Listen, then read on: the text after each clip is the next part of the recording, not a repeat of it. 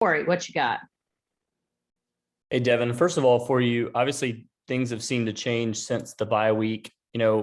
Was there something that you did during that time or you were doing the first several weeks to kind of work your way into being more in the mix of these last two games? No, I wouldn't say there was any big change or any drastic thing that we did differently. I think it was just locking into our keys and everything that we needed to get done these last couple of weeks. And for you, I mean, how comfortable have you felt stepping into that role and being more involved in the defense now? I would say I'm very comfortable. Just taking the same approach every week. I'll say I've been ready to step up to the plate for a while now. Just being ready. That's really the main thing. Thanks. Aaron. Hey, Devin, injuries have become a problem for the defense with really prominent names going out for the season.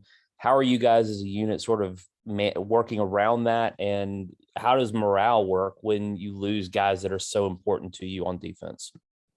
It's very unfortunate that we're down a couple of our main guys. But as Coach Gibby tells us, this next guy up, we got to step in, and it can't be a drop off between the next guy and the guy that was in there before. So we just try to keep our heads down and do what we need to do week by week.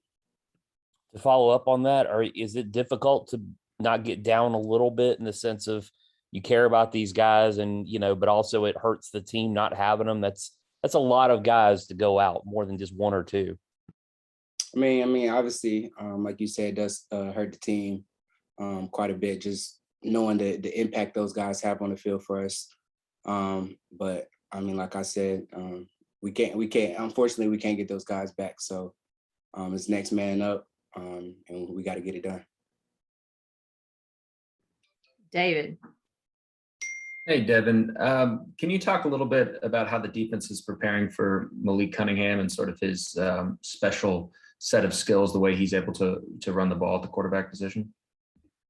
The way we're preparing for him this week is just being aware of his athletic ability and his ability to get on the edge, and just make sure that guys are in the right place as far as whichever play we call, as far as run gaps, spacing, technique, and all that is real detail stuff. So we're just trying to fine tune that.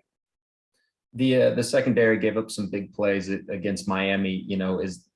Is there some upset guys in the locker room? Are they kind of pumped or got a little chip on their shoulder coming into this week?